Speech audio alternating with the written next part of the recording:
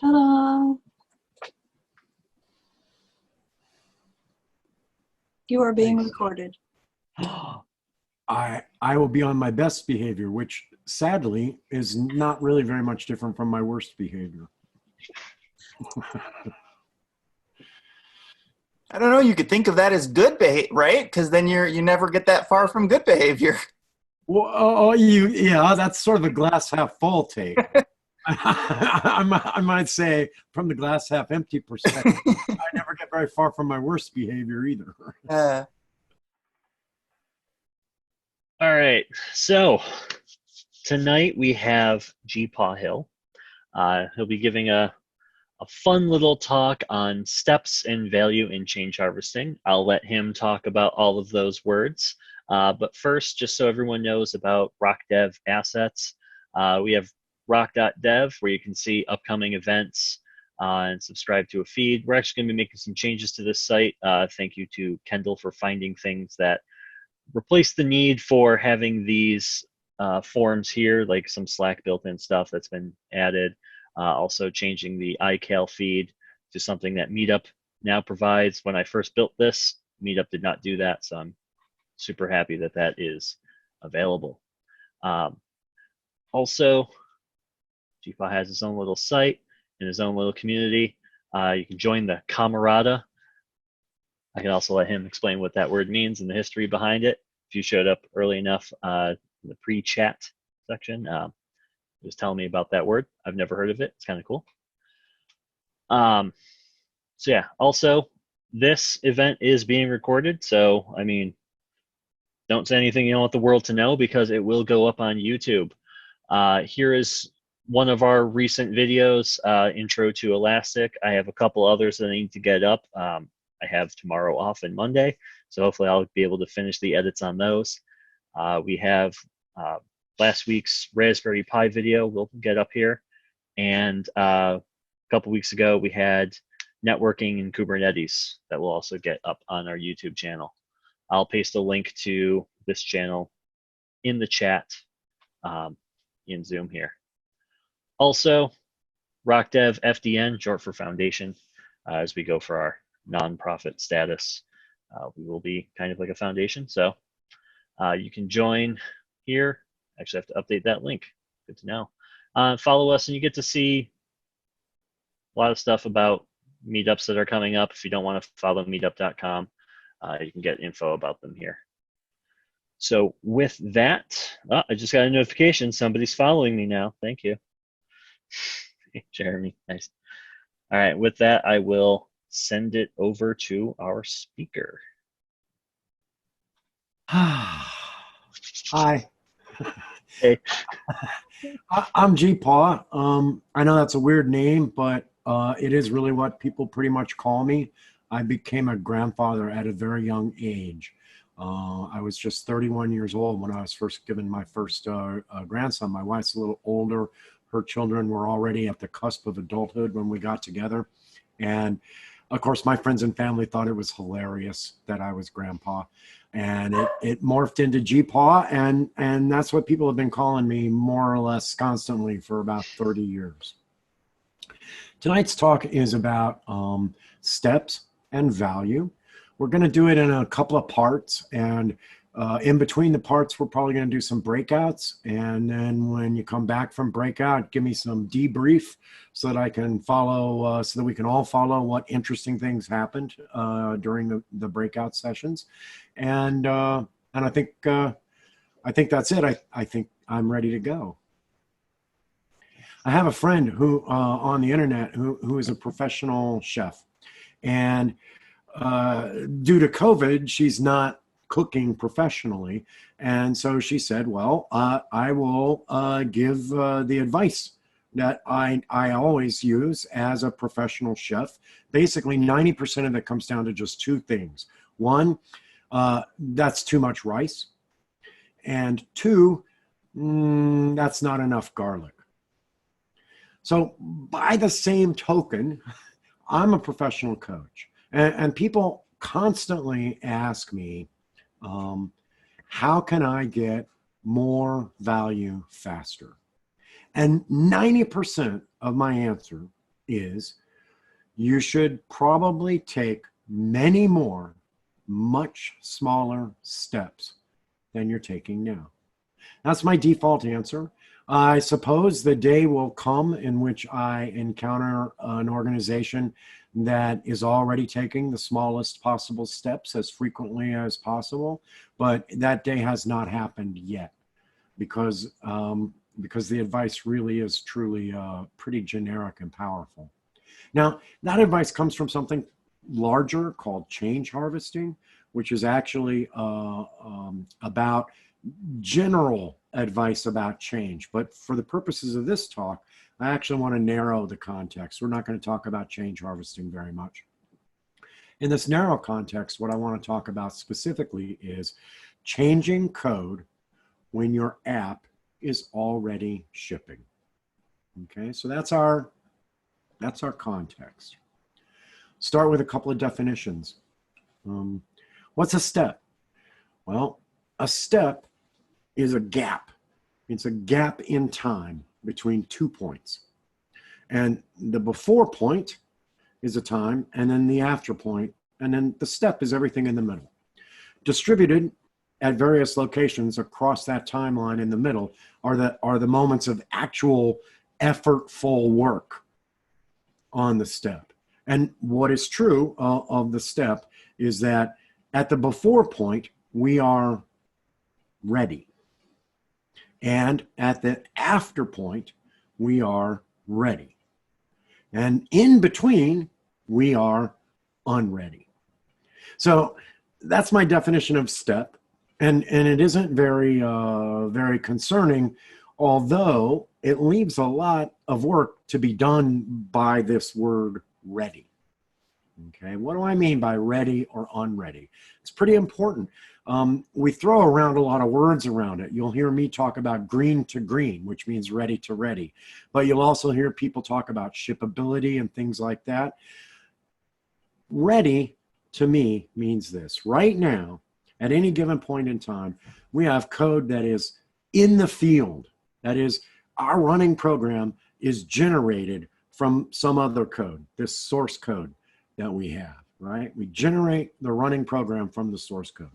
I say it's ready. Excuse me. I say a change is ready if I have no concerns about regenerating the running app from the source code right now. Now, a couple of things about that definition that are a little slippery. There are two things that it does not account for. First of all, that definition of ready does not involve a requirement that the newly generated program be better than the other program, than the previous program. It doesn't have to be better. We're specifically excluding that. You can think of it, if you're a geek, you can think of it as I have reversed a less than into a greater than or equal, right? I'm okay deploying, I'm okay regenerating, as long as it doesn't make my user's life worse. Whereas I'm very troubled by doing that if it does make my user's life worse. If my user's life doesn't change at all, I don't care, go ahead.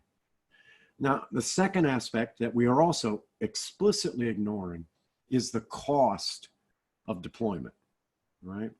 And think about that. If you have a static website, the cost of deployment is ridiculously cheap. On the other hand, if you're talking about firmware running inside a car, the price of deployment is extremely high. The decision to actually ship is completely separate from the question of readiness.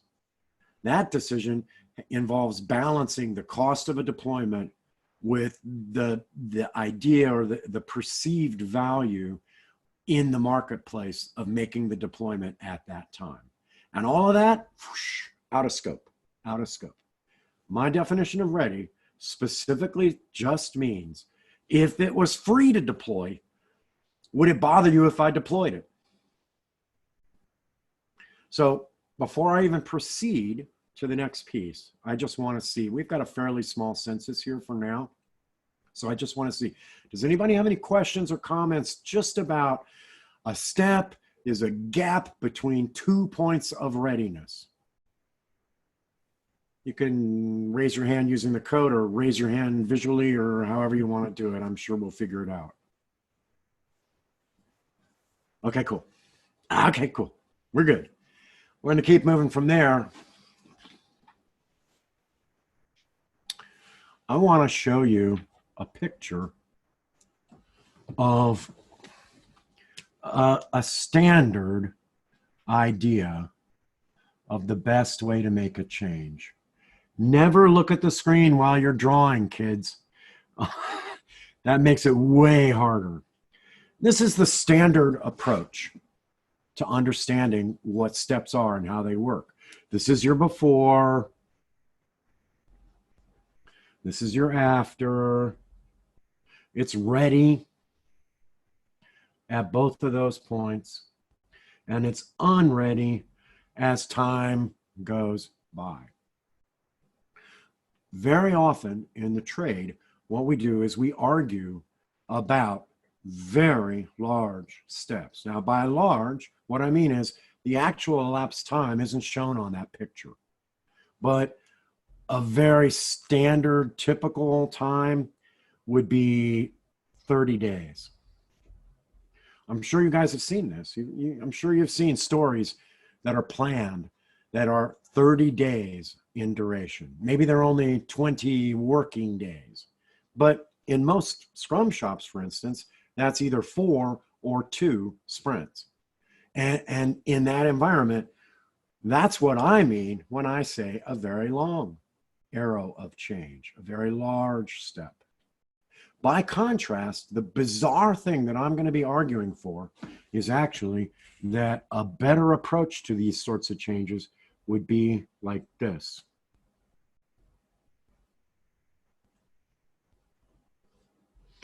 And you can map it out the rest of the way. So I am telling people, you will do better if you take many more, much smaller changes.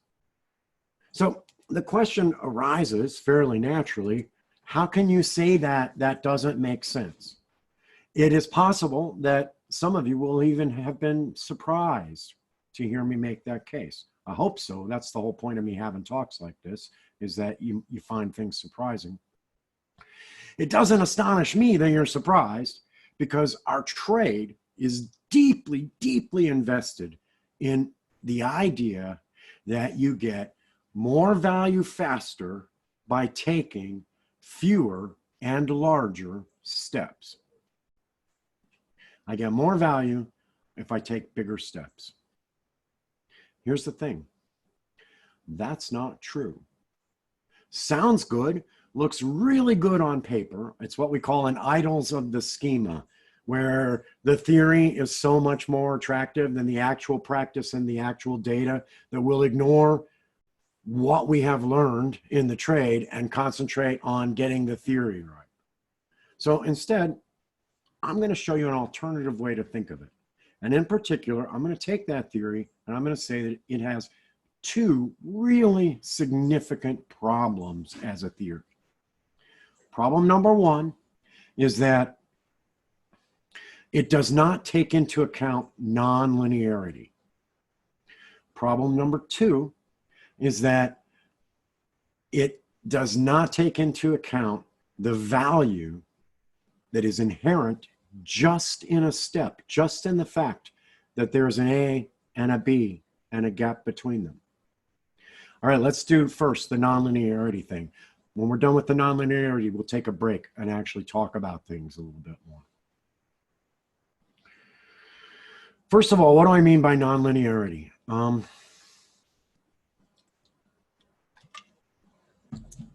We're used to mapping 2 values. Oh, you know what? Why do you have a whiteboard if you're not going to ever use it? We're used to mapping 2 values like this on a Cartesian plane. And lots of times, the line that represents those 2 values is a perfectly straight line. That's a linear relationship. Sometimes though, in fact, very often with organic environments, and remember, we all work in organic environments because what we all do for a living is work with people, and people are about as organic as it comes. Okay. In organic environments, we often see very different shapes, shapes that aren't lines, shapes that are in fact non-linear. I'll give you a really easy and straightforward example of this. Let's say, no, this is my performance. Perf. I'm sorry about my bad writing. And this is the number of balls I'm going to juggle. Now, I'm willing to bet that probably 95% of you can juggle one ball really well. So at one, performance is really high. I'm guessing most of us can do two. It's really easy. You just go up, up, down, up, like that. It's really easy. Performance stays pretty hard. I wonder how many of us, I can't do a show of hands, but I wonder how many of us can juggle three. For the record, I can't, but it's a lot lower. But look, we got a perfectly straight line there. What's the problem? 4, 5, 6, 7. Beyond 7, the number is vanishingly small, significantly smaller than 1% of the population. And in fact, eventually we get to 0. You want to know what that 0 number is?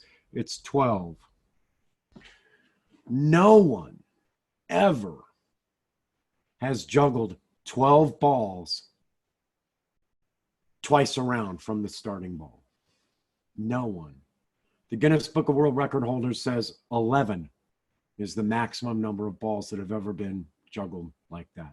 You can see that, by the way, on YouTube, just for the record. So the shape of a curve like this can be seen in a certain way. We call it a knee shape. And the particular nonlinear curves that I'm interested in are the ones that are knee shaped. So hold that thought about the knee, and I'll get back on the big screen and talk to you about that. There are a whole bunch of nonlinear effects. And what they have to do with is how long does the step take? The first one of these is certainty.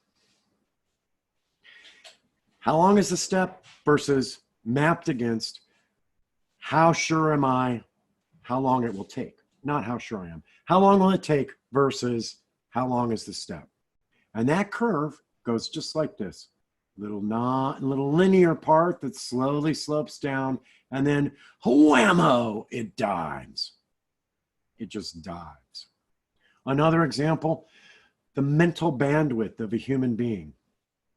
In the middle 50s, we started doing research on how many individual concepts a human could hold in their working memory at one time. The answer will surprise most people who've never looked into the research, because that answer says if those mental concepts are closely related and we are already familiar with them, then the number of things we can hold in our head at one time is somewhere in the low teens, 12, 15, 18. On the other hand, if they're unfamiliar and unrelated, that number is in the low 1 digits.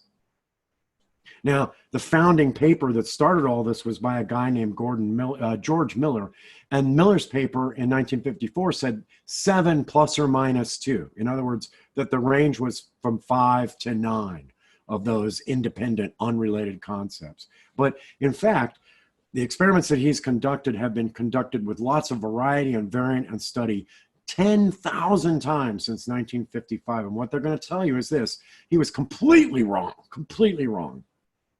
because that number is actually closer to 4 plus or minus 1. That is nonlinear with a vengeance. 1 concept, no worries. 2, not as good. 3, not so good. 4, yeah, we're still fading down, but in a nice straight line. 5, 6, 7, 8, 9, 10. Right? So human bandwidth is another really surprising non-linear thing. Why is it relevant in step size? The longer the steps, the more things you have to do, the more things you have to remember, the more independent concepts you have to hold in your head. So the longer the step, the lower, dramatically lower your performance. And then the third one, nonlinear effect, is what we call perturbation. Has to do like this. Perturbation is like this. So you poke me, I respond, what the hell are you doing? And my response is complex and ripply out of being poked. And we call that kind of response a perturbation. It's about the jiggliness of the thing that you're changing. The larger the step, the larger the perturbation, the less reliable and stable and trustworthy and predictable the perturbation that you get in response. Okay? So all three of those add up to this idea. Longer steps means nonlinear relationship. A step that's twice as long isn't just bigger in effort than a step of unit 1. It's bigger. It doesn't just get bigger, it gets bigger. That's what we mean by nonlinearity in steps. All right, so I really tore through that. We still have a pretty small group here. I'm interested in us actually talking about this a little bit before I move on to our next part. I was going to propose breakouts. Chris and George, what do you think? Should we do breakouts here or should we just do this whole group? I'm okay with either way. I'm not sure what we're going to do in the breakouts. Let's don't break out. Let's do a whole group discussion for a minute. All right. What do you guys think of this so far? Do you have any questions? Do you have any comments? Do you have any critique or controversy about anything that I've said? Maybe it isn't even totally relevant to what I said, but just it triggered a thought in you. I'd love to hear those thoughts. I'll prime the pump a bit. Cool. So this has reminded me of 3 concepts that I've maybe some people I've worked with have hated me for saying over and over again. But like the concept of small change, right? How do you actually do it and why is it valuable? So speaking in terms of like detailed implementation, GitHub invented this tool called Scientist. I linked to it in the chat, and the other 2 things I'll chat about here. Scientist is good for, you have some critical path function in your code, and you want to continue to use the old way, but you want to experiment with a new way. So for like some sample of requests or whatever, if you're making a web server, it will run that new code and then report on the difference. Was it faster? Did it error more? Whatever. And then you can evaluate that so that you can go in more well-informed to actually make that change in actual production. So your first deployment has no effect to end users other than for you to experiment. Then you can make a future deployment and iterate more safely. Second link I posted was the State of DevOps report. I think it may have been the 2018 report where they mentioned like this quote misguided approach where companies would have extended QA cycles at the end of some development process, and then they would do that saying that, well, that lowers our risk because then we'll know all of the things that break and we can fix them. Except they called that misguided. I think that was a bit of an editorial in that report, but whatever. Because it does, but it then negatively impacts the other metrics that they found in that report to correlate to profits. So you can hit that one of the 4, but then you miss the other 3. Like mean time to ship goes down, obviously. Then if anything breaks, it takes you longer to ship the fix. And then the third item that I posted was the O-ring theory of economic development. So as we're talking about nonlinearity, I'm not going to go in it. It's a lot of math, but it essentially kind of proves with math the nonlinearity of things, of a longer chain of sequences has a higher risk, essentially. So anyway, there's my quick pump priming. Cool. Who else? Anybody else? But that's the concept of conceptual compression that's frequently credited with Rails success. Hmm. That's a good way to prime the pump, is to say, I have 3 ideas and I'm trying to guess what.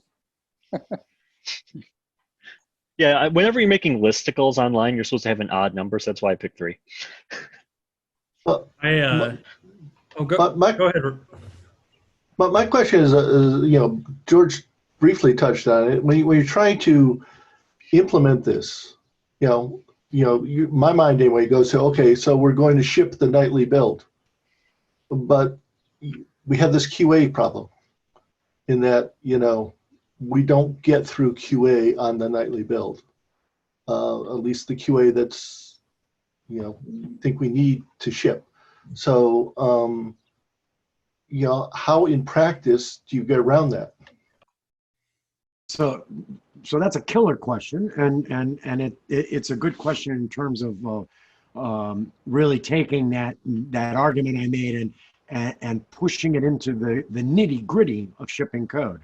And the answer to it, though, is radical change. Radical change. In most organizations that I work with, we do have things like a QA cycle that is separated from developer responsibility. We also have brush fires that are then band-aided. We also have a product organization that is not able to distinguish between internal quality and external quality, and as a result, they're perfectly content to let external quality slide because they want their feature, even if it only works part of the time, or even if it only works slowly or part of the time, or what was the other one? There's one more. There's one more case I had in mind. But anyway, they're cool with sliding external quality. They often encourage developers to slide on internal quality as a result. But that's a mistake. Shaving my external quality gets me to market faster. Shaving my internal quality gets me to market slower. The reason is because if we wrote out the long mathematical production expression, the formula for my production today, do you know what the most volatile and largest at the same time, most volatile and largest term of that expression would be? It would be, what did I start with? Well, the problem is in the trade, of course, we don't actually teach developers this very well at all. And we don't teach product people that, and we don't teach managers that. And as a result, what we tend to do is check off the story from the Scrum, even though that story doesn't even do what the developer thinks it does, let alone what product and customer thought it does, right? So that raises, and now I go meta, out of code changing and into organization changing. My question for, well, how do I change that? And my answer is, at the organizational level, at the organizational change level, that's 2 levels up from changing code. What I have to do as a coach is make many more, much smaller changes.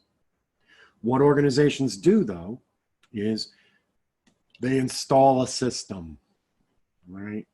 They hire a safe person or this person or that person, and they say, change everything in a great big sweep so we can fix that. But that won't work. So the detailed answer to your question, Rob, is, of course, way too detailed, dependent upon your actual context. But my general reaction to that, and I've seen it in a lot of places, I've been been coaching for 20 years. I've seen this in a lot of places. My general reaction is to say, well, we need to change how the organization works. And we change how the organization works the same way we change code, by doing lots and lots of little small steps along the way. Sorry, sent me off. Okay, what else we got? So, can everyone hear me? Yes. Is this thing? Oh, Yeah. so one of the things I'm always thinking, and I love this talk, and I love this idea, like of just a lot of small changes, because one of the things that I struggle with trying to explain, or even trying to get like other developers, other teams, is people get so fixated on story points and wanting to point things, and I personally, and I'm a broken record at my company, because I'm just like, I could care less about these points. How do I deliver value as quickly as possible out to my users, so that I can start like learning and then, you know, figuring out something else to put out in front of the users. And I don't like this idea of pointing everything, because ultimately what happens is these points get converted into some sort of metrics that get converted into some sort of release date and then, because of the fact that we know that the points are being used in that way, the points then what's that law called? where you know that it's a measurement, and therefore That's good heart. yes, right? yes, good heart. And that's what's happening. It's like, okay, look, if we know we're going to be metric, and we know that we're going to gain the system because we're going to be metric, why don't we instead forget about story points and say to ourselves, is this the smallest amount of value that I can be delivering, or can I get it even smaller? And then why don't we metric on, you know, how many stories we're completing? If we're going to game the system, I'd rather game it in such a way that forces me to try to break my stories apart into as small as I possibly can, right? And I would love to figure out ways of kind of expressing that externally to the squads that I work on, and just the company in general. Back in the day, the word agile, the agile movement was formed from three pieces: crystal clear, Scrum, and extreme programming. And extreme programming started with story points and with estimating. And in fact, almost no extreme programmers use story points anymore. And a lot of us don't even use planning periods. We do now what we call pull and swarm. Pull a story, get the whole team swarming on that story. Now, that doesn't necessarily mean working in a mob. I know you've heard of mobs. It means some of us will be in a mob some of the time. Some of us will be solo some of the time. Some of us will be paired some of the time. But the point is, what we want to do at the end of any given period, we would much, because there's no customer on earth who would not rather have 80% of the work 100% done than they would 100% of the work 80% done.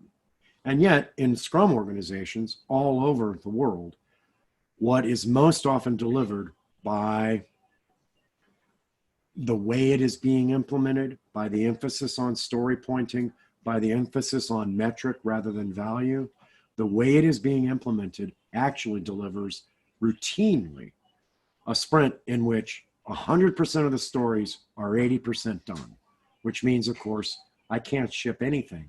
I can't claim any progress. I'm not delivering any value anywhere. It's a real problem out there. Anyone else? I'm going to have to look up that pull and swarm. I really I like had that idea. I had an observation when you were talking about ready and unready, and it comes down to like the vulnerability of someone when they're in the mid step. You can knock them over a lot easier than when they are standing. So that thought of the longer you make that, the more organizational risk you take. So I work in higher ed, which is a very slow moving organization, but my new role is trying to bring about organizational change, and also doing some innovation. That's my team. Well, I'll be part of a team. So this talk really hits on kind of framing that, because what GeePaw, what you articulated about the Scrum story points, that's my experience, is 100% ish done to the 80% point. So you're not looking at claiming the victories. Your victory is completing the storyboard, as opposed to completing the features. Sure. And we end up with, if we map the story point deliverable, it looks like a saw blade, because you do it and then you're like, oh, we got to claim all of those things, and then we jump back into it, and it brings about the old adage of the backlog will continue to grow until performance improves, or morale or whatever. Yeah. Furthermore, they no longer accept future pay in exchange for lithium at the cafeteria. Right. So yeah. I mean, I've seen it a lot, obviously. And one thing you said there really actually foreshadows a piece from the next section, just so you know. Is there anything else before we bounce into that second section? Cool. So I said there were two problems. One was it's not taking into account nonlinearity over the size of the step. But the other thing it's not taking account of is the actual inherent merit of a step. Steps actually deliver value that we often don't count it. We ignore it. In the long straight step, we get that value one time. In the 30, 40, 50, 60 steps, we get that value 60 times, at least potentially. So what is that value that I'm talking about? Well, there are three aspects to it. One is interruptibility, one is steerability, and one is new coinage. You ready for this? Better write this down. Woot juice. Let's talk about interruptibility. Well, Jeremy actually foreshadowed that one right away for us. Now, I know that right now, almost all of us are working from home. We're working in some virtual environment. And not everybody has got a primo rig like George does with the big green screen of rafters. The rest of us all live in a household with other people. You can probably hear my wife yelling at someone, I don't know who, down below, and my dogs could go off at any second, and so on and so forth. But even in a business environment, rather than hang on just a second.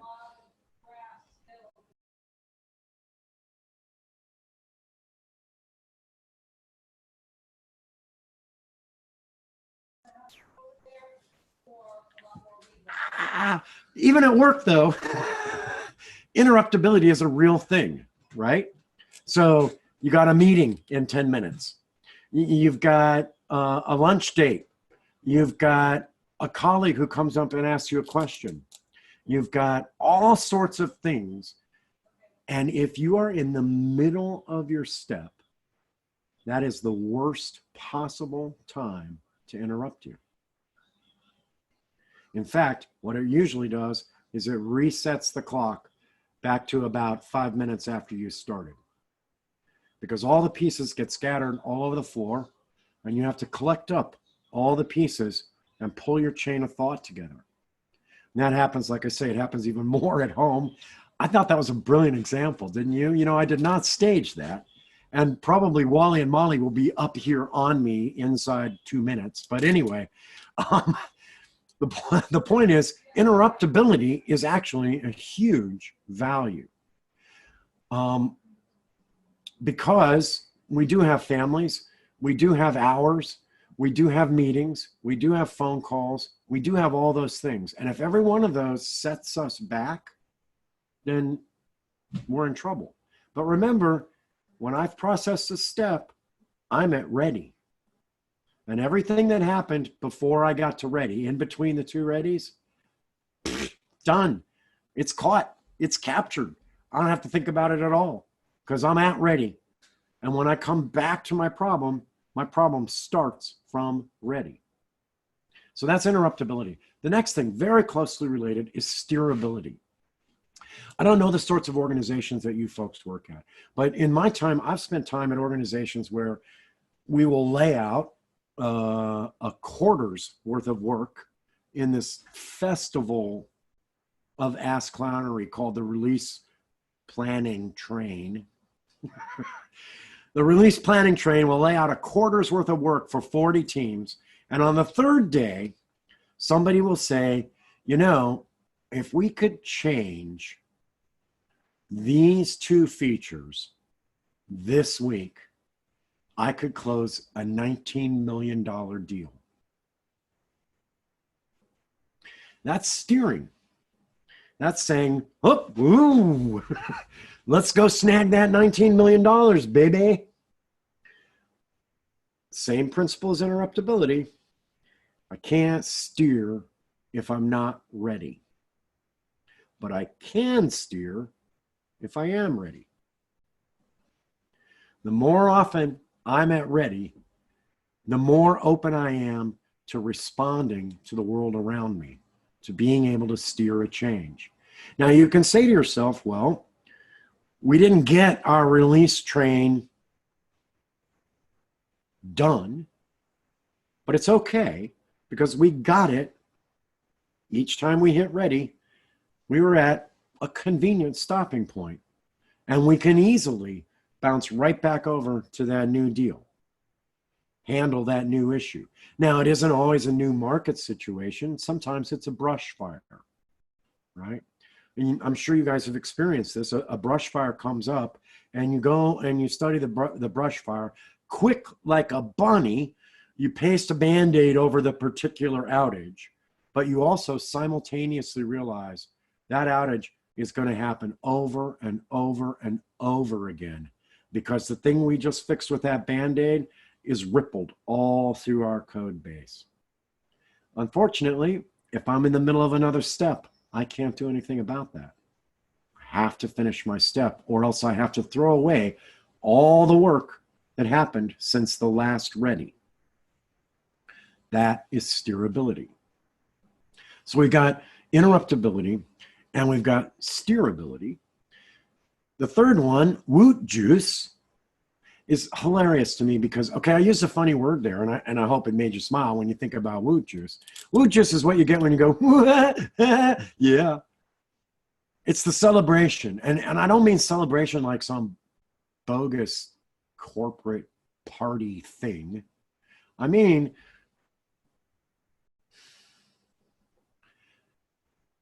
the celebration you get personally when you close a box. Now, believe it or not, in story-based development, that's associated with the stories. And I know that if you ever do close off a story, you'll feel it too. That's one of the reasons stories are a great way to work, is precisely because they give it. But you can actually do that at the sub-story level as well. I don't know how many of you practice test-driven development. Here's an interesting thing about test-driven development. You work test by test, and each test, right, you write it, it's red, it fails. And then you jiggle some code, and it and all the other tests are now green. And every time that happens, you get a dose of, what's the chemical? One of you, I'm sure, knows it. Dopamine. Dopamine. You get a dose of dopamine every single time. In fact, at times when I'm doing my microtest TDD, which is extremely small scale, those tests are, right? At times, I feel like I'm a rat pressing that pleasure lever. I'm like, press the lever, get to green. This is so much fun, get to green. That dopamine constantly is hitting your system. It fades away, and then it comes back again. Well, that's woot juice. And it happens every time. It's a fundamental aspect of human nature. And you can dismiss it and say, well, that's short-term gratification. I should have more discipline. Well, you know what? I should be a better singer. I should be a better parent. I should be a whole lot of things, but I'm not any of those things. What I am is a person who obtains more energy from dopamine, from short-term gratification. And every time we close a step, we get a hit of that. If the step involves the whole team gets it. If it's just one of us or two of us, we get it. I did a change the other day with my with one of my G kids to a program. We broke the change about 10 hours total worth of work spread over 4 days. And you know, every time we got to a close in that change, we were high-fiving, we were talking trash, we were celebrating our win. And not in a corporate way, in a, hey, it feels good to get a thing done way. Well, the truth is, it feels good to get a thing done everywhere, all the time. And that's Woot Juice. So I've made this case now that nonlinearity, ignoring nonlinearity is what makes the long, straight arrow seem so appealing. And I've made the case that the excluded value, not thinking about those three values, is what argues, again, in favor of the long step. And instead, I've advocated now for many more very short steps. Now, I think we should talk again for a few more minutes. And then when we're done talking, I'll give you just a wrap-up thought on this and actually propose a particular activity that you can do when you get back to the office the next time. Okay? All right, so let's open the floor. Anybody got anything for me? I am curious how you take a big story and get to the really small steps.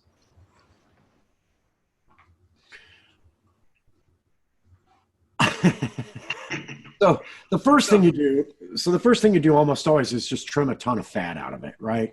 A lot of people write stories like they are the city on the hill, right? And unfortunately, they also add a lot of features to the faraway city on the hill that aren't really very relevant.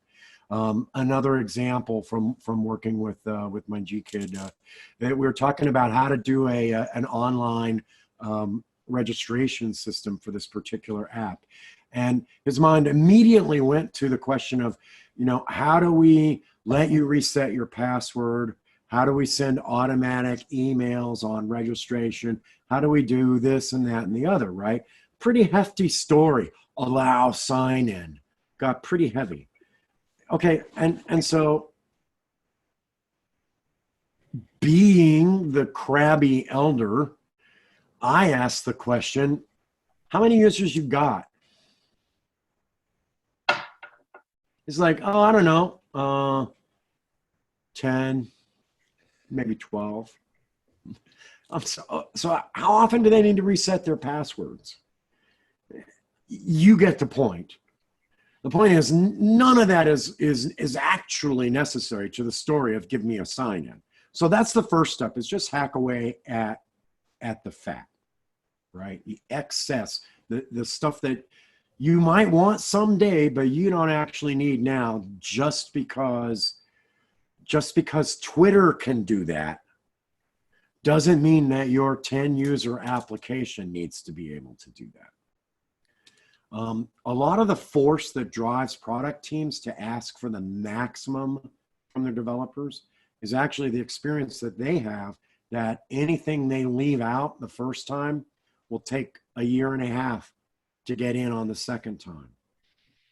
That's a real problem.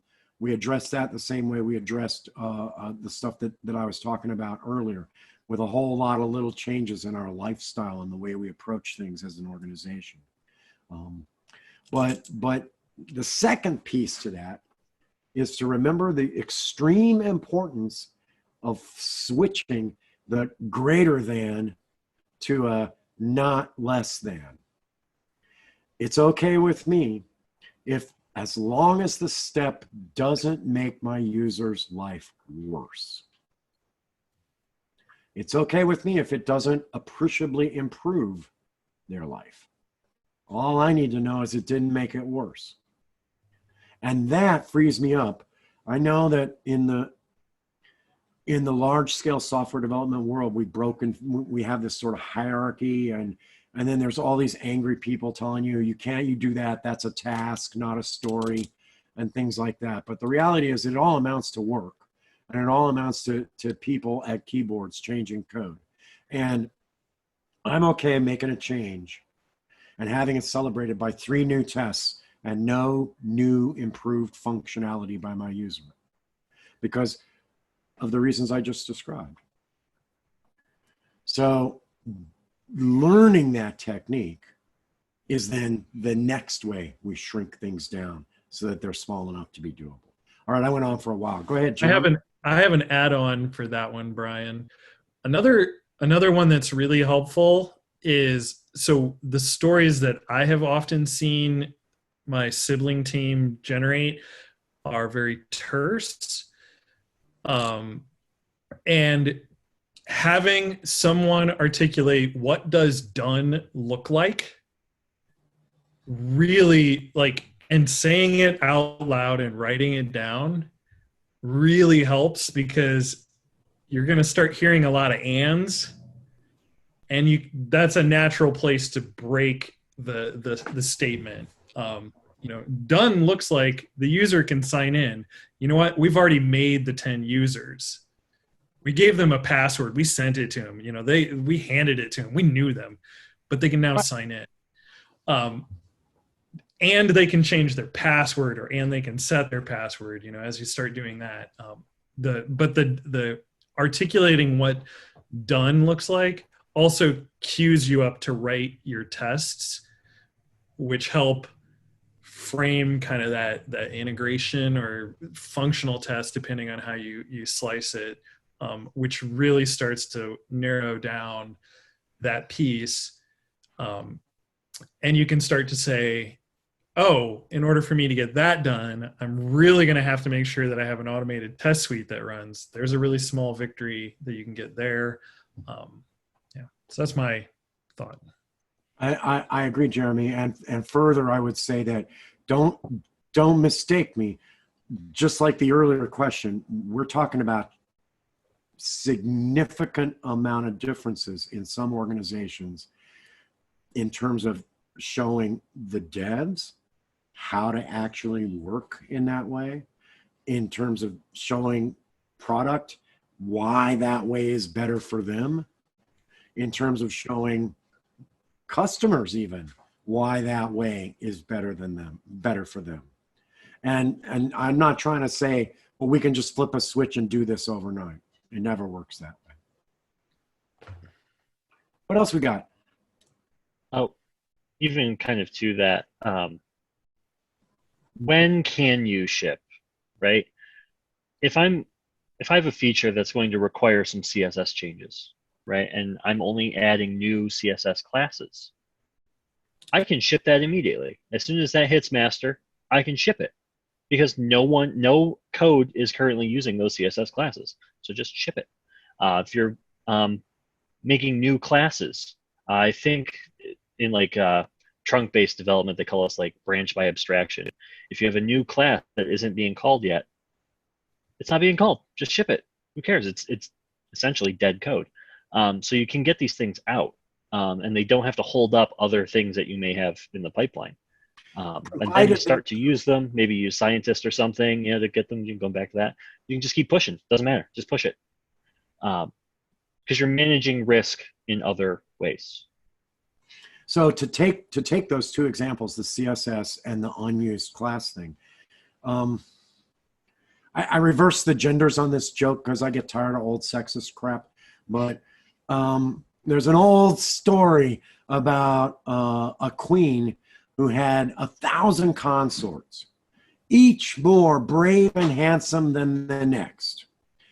But, only if you lined them up that way. And that idea of lining them up that way is actually deeply embedded in George's answer just there. Because what were his preconditions? If the CSS is unique to this set of changes, rather than repurposing some old CSS, then it's safe to push. If the code is not accessible from anywhere that's distributed, then it's okay to send out that code. It causes no problems. That is to say, in other words, if you line it up that way, learning how to line it up that way, teaching geeks how to line it up that way, these are unbelievably important things that our trade should actually be spending all of its money on instead of what it actually spends its money on. And To get, there's an adage. I mean, it's the open for extension, closed for modification. That's kind of baked into that statement. You're extending the CSS functionality by saying, here's these new CSS classes that I'm targeting, or extending the class constructs. And so when you're looking at changes, you can get really, really particular on that open for extension, closed for modification, because you could look at it at even the method level. Like a method is untouchable once it's production, and your goal is to shift and refactor. Eventually, you're probably going to, cut over to this new method, but that is another way that you can approach, and it takes a colossal amount of discipline to think that way, because the other aspect of my upbringing is I'm a tinkerer. I played with Lego. I played D&D and made modules and all those kind of things, and you always want to keep refining what you make, but sometimes that's going to work against you. It is probably the biggest single thing that I would change if I could wave a magic wand and change not geekery, but geek pedagogy. What I would do is change all of the pedagogy around the idea that software is primarily about creating greenfield solutions. 90% of developers spend 90% of their time in the middle of an industrial wasteland, in brownfield development. And yet, we don't actually teach them brownfield technique.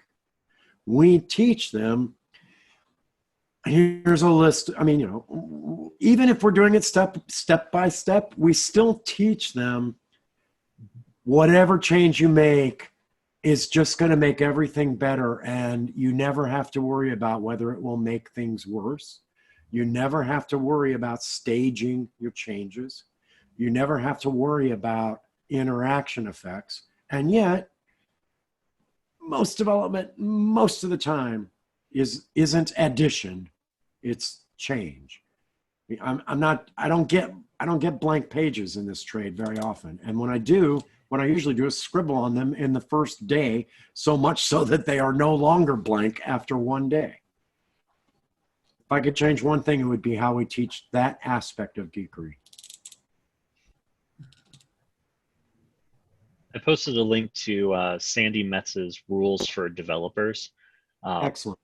So there's four rules. Classes can be no longer than 100 lines of code. Methods can be no longer than 5 lines of code. Pass no more than 4 parameters, including hash options. So dictionary objects, each key is another parameter. And then this is kind of Rails Ruby focused, but controllers can instantiate only one object.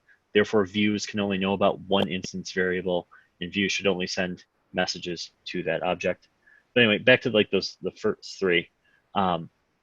If you're making your methods extremely small, right? Keeping to those 5 lines of code-ish rules. If you're making any kind of a change to that method, you probably also have to rename it because it's no longer doing the thing that it used to do. Well, now you have your, as Jeremy mentioned, the branch by abstraction in the method level. So it's already, if you're following those rules, you kind of already have it naturally. that you're making that new function. I would say that I heartily endorse Sandy Metz and her work. And I would say that Sandy's ideas there, or Mike Feathers and Bob's ideas that we call solid, actually all of those are even more important in brownfield than they are in green. And a rich understanding of them is really important to being able to work successfully in a code base in which the code is already there. It's already out in the world. Mhm. All right, somebody was going to say something. I heard the mic, but I didn't. There was a study on teaching children to code, and the one truism on how good practices emerge is never ever more than 10 lines of code for a method. If you adhere to that one rule, many of the other things will emerge as you practice that one rule. And like we use I do Ruby development, so we do Rubocop, and 10 is like, that is the unassailable, you will never change it. And you know, we try to creep it down a little bit, but I will never give on that one thing, because it has shown through children learning, they organize their code naturally. Now, I don't know the study. I lost place of it, but. So circling back to what I said before with the dumb joke about only if you line it up that way. The lining it up that way is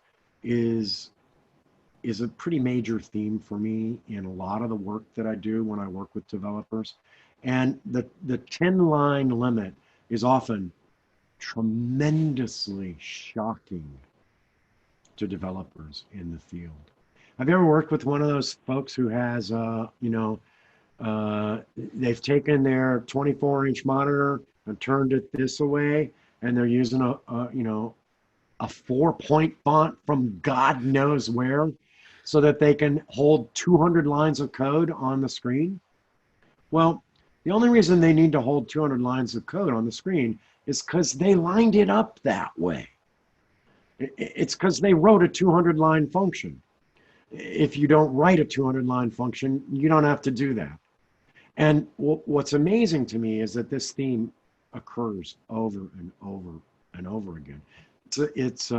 You see it getting outside of the direct code level. You often see it at the organizational level. And the only metaphor I can think of is I see a lot of, we've arranged these 27 guns to point at ourselves, and now we have rules about keeping your fingers away from the trigger. And I'm thinking to myself, if we had not pointed the guns at ourselves, we wouldn't really have to worry about the fingers so much. And it's exactly that thing. It's a failure to line things up so that you don't have to do these extraordinary feats. A very good lining up is to say, I will keep my methods ridiculously short, ridiculously so. All right, we're closing in. It's 8:10. I've had a good time. I started with this picture. We didn't really talk about this aspect, but you'll notice that the picture I showed you was not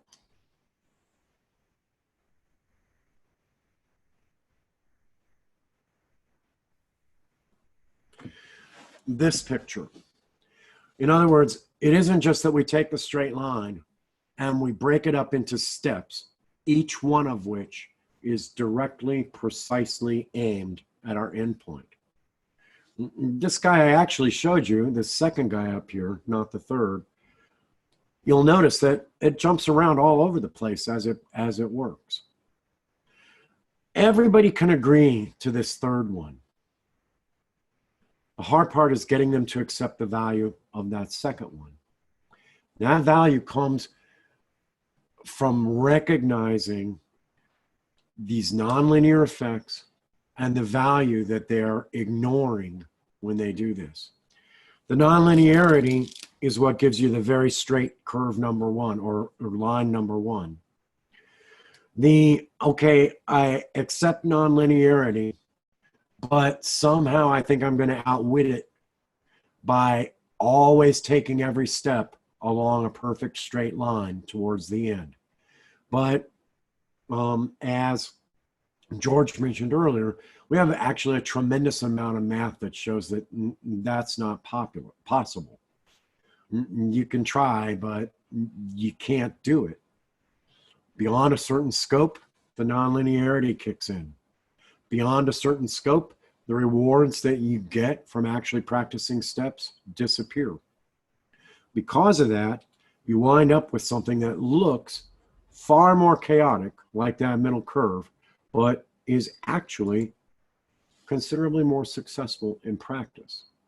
I said we weren't going to talk about change harvesting, and we're not, except I'm going to say the mantra for change harvesting has 5 words in it: human, local, oriented, taken, and iterative. And they add up to the same stuff we're talking about with changing code, with changing individuals, with changing teams, with changing organizations, and with changing products. And I hope I've given you some sense, not so much of the direct causal link between those 5 words and this conversation about steps and value, but rather just I want you to know that there's a lot of really cool, powerful theory and a lot of excellent data around this idea. It's not a fringe idea. And what the change harvesters are trying to do is take those ideas, that some of which we learned directly from coding, and extend them to the larger part of the trade. Cool. I'm GeePaw. Thanks very much. I don't see that I know very many of you. I do know John. John, it's nice to see you again. And not so many of the rest of you, but I hope to see more of you. You can follow me. I'm GeePaw Hill on Twitter. Those of you who already follow me know that I am not monotopic. I don't just talk about the trade. I talk about music and art and politics and all sorts of things. And yet, if you want to strictly concentrate on elements from the trade, you can also just go visit the website. It's GeePaw Hill, spelled just like my name is spelled there down at the bottom of your screen, GeePawHill.org. And you can reach me by writing GeePawHill@GeePawHill.org. So if you have, tomorrow morning shower questions and comments and thoughts and you want to talk about them, reach out to me. I really believe in user groups. I think they're amazing, and I'm a huge fan, and I think you guys are doing great. I had a really good time. Awesome. Thank you. You're welcome. Yeah, thank you all. Thank you. Yeah. The clapping at the end isn't as loud when you're not in person, but Also, cheers on Diet Coke. Yeah. All right. I'm hooked. I'm hooked. It's comfort food for me. In our online Toastmasters meeting, we've gone to jazz hands for clapping, ASL, yeah. which is kind of fun when you have a screen full of people doing that. That's cool. Got the NTID, so the sign language version. Yep. Nice. I guess any closing questions from the gallery? Is there a particular intro to change harvesting book that you would recommend, or books? So, Jeremy, we try not to use the B word around my house. I work in a library, so. I have tried so many times across a 40-year career to produce a book, and I have failed to do so. Many. On the other hand, all of my sort of muses that I do on Twitter, blogs, and they are the grist for the book. And I'm leaning closer and closer to saying, if only Jeremy would give me some money, $10,000 ought to do it. I will turn this into a book. But for now, it just comes out really as a series of articles. Now, obviously, I didn't invent every aspect of this. I draw from lots of different sources. An excellent source, a friend of mine who is very good with these concepts, even though she uses different terminology from me, is Esther Derby. And her book, 7 Rules for Change, I think it's called. Esther and I have known each other for, wow, 20 years. And It was 7 by the time it became a book. right. 7 rules for positive, productive change. That's what it is. And she's a terrific start. And what's cool about Esther is that although she and I agree about practically everything, we use different language and different experiences and just a different style to express the same idea. So you really get a sense of looking at the same thing from 2 different directions. Awesome. It's not directly what you're asking for, but the State of DevOps report that I listed earlier goes into 4 key metrics to optimize for. Could be a good read.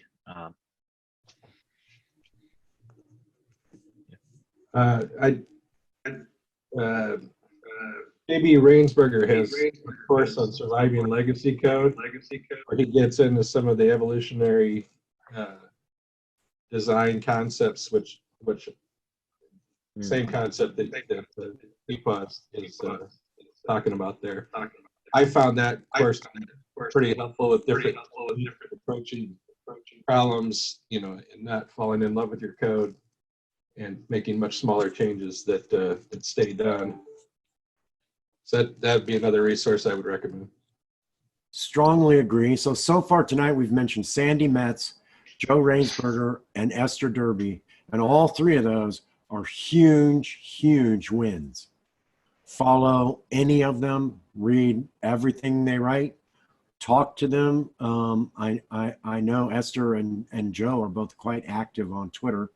And those will get you off to a tremendous start at mastering both change in organizations, primarily from Esther, and change in code from Sandy and from Joe. There's also the Conway's Law, right? I mean, we can never go into a conversation about changing organizations without talking about Conway's Law at some point, right? Sure. I'll post a link to that too. Another guy you can follow on Twitter is Mel Conway's handle is at Conway's Law. And Perfect. It's him.